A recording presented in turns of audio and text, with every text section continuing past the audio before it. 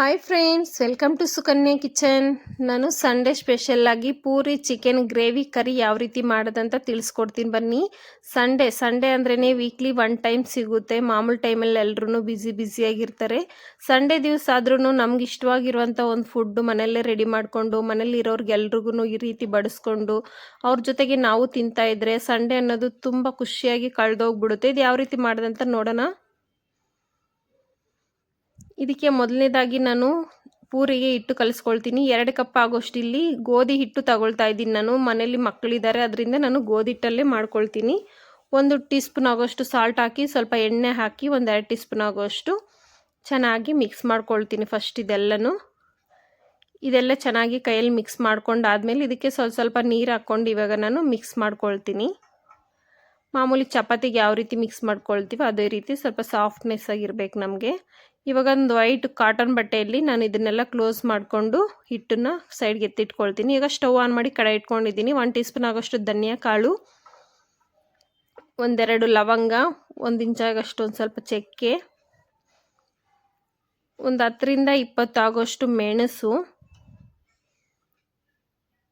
1 tea spoon ಆಗೋಷ್ಟು ಜೀರಿಗೆ, 1 ಏಲಕ್ಕಿ, ಇದೆಲ್ಲನೂ ಹಾಕ್ಕೊಂಡು ಮೀಡಿಯಂ ಉರಿಯಲ್ಲಿ ನಾವು ಚೆನ್ನಾಗಿ ಇದು ಮಸಾಲೆ ಅನ್ನೋದು ಹುರ್ಕೋಬೇಕಾಗುತ್ತೆ. ಈ ರೀತಿ ಚೆನ್ನಾಗಿ ಹುರ್ಕೊಂಡು ಇದನ್ನು ಸೈಡ್ಗೆ ಎತ್ತಿಟ್ಕೊಳ್ತೀನಿ. ಫುಲ್ಲು ತಣ್ಣಗಾದ್ಮೇಲೆ ನಾವು ಪೌಡರ್ ಮಾಡಿ ಇಟ್ಕೋಬೇಕಾಗುತ್ತೆ. ಈಗ ಅದೇ ಸ್ಟವ್ ಮೇಲೆ ನಾನು ಪಾತ್ರೆ ಇಟ್ಕೊಂಡು ಎಣ್ಣೆ ಹಾಕ್ಕೊಂಡಿದ್ದೀನಿ. ಆಮೇಲೆ ಸ್ವಲ್ಪ ಬಿರಿಯಾನಿ ಸ್ಪೈಸಸ್ ಎಲ್ಲ ಹಾಕ್ಕೊಂಡಿದ್ದೀನಿ. ಬಿರಿಯಾನಿ ಎಲೆ ಮಾತ್ರ ಹಾಕ್ಕೊಂಡಿಲ್ಲ. 2-3 ದೊಡ್ಡ ಸೈಜ್ ಈರುಳ್ಳಿ, 4 ಗ್ರೀನ್ ಚಿಲ್ಲಿನ ಈ ರೀತಿ ಉದ್ದುದ್ದಾಗಿ ಕಟ್ ಮಾಡಿ ಹಾಕ್ಕೊಂಡಿದ್ದೀನಿ. ಈರುಳ್ಳಿ ಎಲ್ಲ ಚೆನ್ನಾಗಿ ಫ್ರೈ ಆದಮೇಲೆ ಚಿಕನ್ನ ನಾನು ಚೆನ್ನಾಗಿ ವಾಶ್ ಮಾಡಿ ಇಟ್ಕೊಂಡಿದ್ದೆ, ಅದನ್ನು ಸೇರಿಸ್ಕೊಳ್ತಾ ಇದ್ದೀನಿ. ನೋಡಿ ಇಲ್ಲಿ ನಾನಿಲ್ಲಿ ಒಂದು ಅರ್ಧ kg ಆಗೋಷ್ಟು ಚಿಕನ್ನ ಹಾಕ್ಕೊಳ್ತಾ ಇದ್ದೀನಿ. ಇದೆಲ್ಲ ಹಾಕ್ಕೊಂಡು ಒಂದ್ಸರಿ ಚೆನ್ನಾಗಿ ಮಿಕ್ಸ್ ಮಾಡ್ಕೊಳ್ಳೋಣ ಚಿಕನ್ನೆಲ್ಲನೂ ಸಮೇತ. ಈ ರೀತಿ ಮಿಕ್ಸ್ ಮಾಡ್ಕೊಂಡಾದ್ಮೇಲೆ ಇವಾಗ ಶುಂಠಿ ಬೆಳ್ಳುಳ್ಳಿ ಪೇಸ್ಟ್ ಅನ್ನೋದು ನೋಡಿಲಿ ನಾನು ಪೇಸ್ಟ್ ಹಾಕ್ಕೊಳ್ತಾ ಇಲ್ಲ, ನಾನು ಒಳ್ಕೊಳ್ಳಲ್ಲಿ ಜಜ್ಜಿಬಿಟ್ಟು ಹಾಕ್ಕೊಳ್ತಾ ಇದ್ದೀನಿ. ಶುಂಠಿ ಬೆಳ್ಳುಳ್ಳಿ, ಒಂದು ಅರ್ಧ ಟೀ ಸ್ಪೂನ್ ಅರಿಶಿನ ಪುಡಿ, 1 ಟೀ ಸ್ಪೂನ್ ಆಗೋಷ್ಟು ಸಾಲ್ಟು, ಇದೆಲ್ಲನೂ ಹಾಕ್ಕೊಂಡು ಚೆನ್ನಾಗಿ ಮಿಕ್ಸ್ ಮಾಡ್ಕೊಳ್ಳೋಣ. ಮಿಕ್ಸ್ ಮಾಡ್ಕೊಂಡಾದ್ಮೇಲೆ 1 ದೊಡ್ಡ ಸೈಜು ಟೊಮೊಟೊನ ನಾನು ಈ ರೀತಿ ಉದ್ದಾಗಿ ಕಟ್ ಮಾಡಿ ಹಾಕ್ಕೊಳ್ತಾ ಇದ್ದೀನಿ. ನೋಡಿಲಿ ಇದೆಲ್ಲನೂ ಹಾಕ್ಕೊಂಡು ಚೆನ್ನಾಗಿ ಮಿಕ್ಸ್ ಮಾಡಿಕೊಂಡು ಕ್ಯಾಪ್ ಹಾಕಿ ಇದನ್ನು ಬೇಯಿಸ್ಕೊಳ್ತೀನಿ ಮೀಡಿಯಮ್ ಉರಿಯಲ್ಲೇ. ನೋಡಿಲಿ ನಮ್ಮ ಚಿಕನ್ನಲ್ಲಿ ಇರುವಂಥ ನೀರೆಲ್ಲ ಬಿಟ್ಕೊಂಡು ಚಿಕನ್ನು ಚೆನ್ನಾಗಿ ಬೇಯುತ್ತೆ. ನಮಗೆ ನಾವು ನೀರೇನೋ ಹಾಕಿಲ್ಲ. ಈ ರೀತಿ ಒಂದ್ಸರಿ ಚೆನ್ನಾಗಿ ಮಿಕ್ಸ್ ಮಾಡ್ಕೊಳ್ಳೋಣ. ಒಂದ್ಸರಿ ಮಿಕ್ಸ್ ಮಾಡ್ಕೊಂಡು ಇವಾಗ ಇದಕ್ಕೆ ಖಾರ ಸೇರಿಸ್ಕೊಳ್ತಾ ಇದ್ದೀನಿ. 1 ಟೀ ಸ್ಪೂನ್ ಆಗೋಷ್ಟು ಖಾರ, ನಾವು ಮುಂಚೆನೇ ರೋಸ್ಟ್ ಮಾಡಿ ಇಟ್ಕೊಂಡಿದ್ವಲ್ಲ ಮಸಾಲೆ ಐಟಮ್ ಎಲ್ಲನೂ ರುಬ್ಬಿಟ್ಟು ನಾನು ಅದನ್ನು ಹಾಕ್ಕೊಳ್ತಾ ಇದ್ದೀನಿ. ನೋಡಿಲಿ ಅಷ್ಟೇ, ಅದೆಲ್ಲ ಹಾಕ್ಕೊಂಡಾದ್ಮೇಲೆ ಸ್ವಲ್ಪ ನೀರು ಹಾಕ್ಕೊಳ್ತಾ ಇದ್ದೀನಿ. ಇಲ್ಲಿ ನೀರು ಹಾಕ್ಕೊಂಡಾದ್ಮೇಲೆ ನಾನಿಲ್ಲಿ ಒಂದ್ಸರಿ ಚೆನ್ನಾಗಿ ಮಿಕ್ಸ್ ಮಾಡ್ಕೊಳ್ಳೋಣ.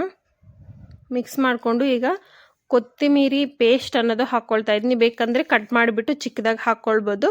ನಾನಿಲ್ಲಿ ಪೇಸ್ಟ್ ಮಾಡಿಬಿಟ್ಟು ಹಾಕ್ಕೊಳ್ತಾ ಇದ್ದೀನಿ ಅಷ್ಟೇ. ಇದೆಲ್ಲ ಮಿಕ್ಸ್ ಮಾಡಿಬಿಟ್ಟು ಚೆನ್ನಾಗಿ ಕ್ಯಾಪ್ ಹಾಕ್ಬಿಟ್ಟು ಇದನ್ನು ಬೇಯಿಸ್ಕೊಳ್ಳೋಣ. ನೋಡಿ ಒಂದು 10 ನಿಮಿಷ ಆದ್ರೂ ಇದನ್ನು ಮೀಡಿಯಮ್ ಉರಿಯಲ್ಲೇ ಬೇಯಿಸ್ಕೊಂಡ್ರೆ ಸಾಕಾಗುತ್ತೆ. ತುಂಬ ಸಿಂಪಲ್ಲಾಗಿ ತುಂಬ ಟೇಸ್ಟಿಯಾಗಿರುತ್ತೆ. ನಮಗೆ ರೆಡಿ ಆಗೋಯ್ತು ನಮಗೆ ಚಿಕನ್ ಗ್ರೇವಿ ಅನ್ನೋದು. ಇವಾಗ ಪೂರಿಗೆ ನಾನು ಅದೇ ಸ್ಟವ್ ಮೇಲೆ ನಾನು ಕಡೆ ಇಟ್ಕೊಂಡು ಎಣ್ಣೆ ಬಿಸಿ ಮಾಡೋದಕ್ಕೆ ಇಟ್ಕೊಂಡಿದ್ದೀನಿ.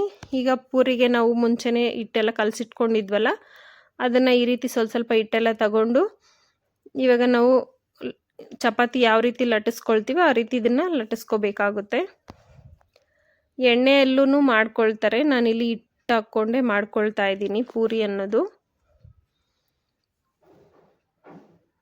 ಸ್ವಲ್ಪ ಹಿಟ್ಟು ಹಾಕ್ಕೊಂಡು ಚೆನ್ನಾಗಿ ಇದನ್ನು ರೌಂಡ್ ಶೇಪ್ ಥರ ಪೂರಿ ಮಾಡ್ಕೊಳ್ಳಿ. ನಾನು ಮುಂಚೆನೇ ಎಣ್ಣೆ ಬಿಸಿ ಮಾಡೋದಕ್ಕೆ ಇಟ್ಕೊಂಡಿದ್ವಲ್ಲ, ಎಣ್ಣೆ ಬಿಸಿ ಆದಮೇಲೆ ಈ ರೀತಿ ಪೂರಿ ಹಾಕ್ಕೊಂಡು ಇದನ್ನು ಫ್ರೈ ಮಾಡ್ಕೊಳ್ತೀನಿ.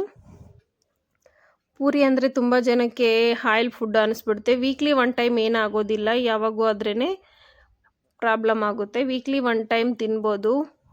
ನೋಡ್ತಿದ್ರಲ್ಲ ತುಂಬ ಸಿಂಪಲ್ಲಾಗಿ ನಮಗೆ ಪೂರಿ ಚಿಕನ್ ಗ್ರೇವಿ ಕರಿ ಅನ್ನೋದು ರೆಡಿ ಆಯಿತು.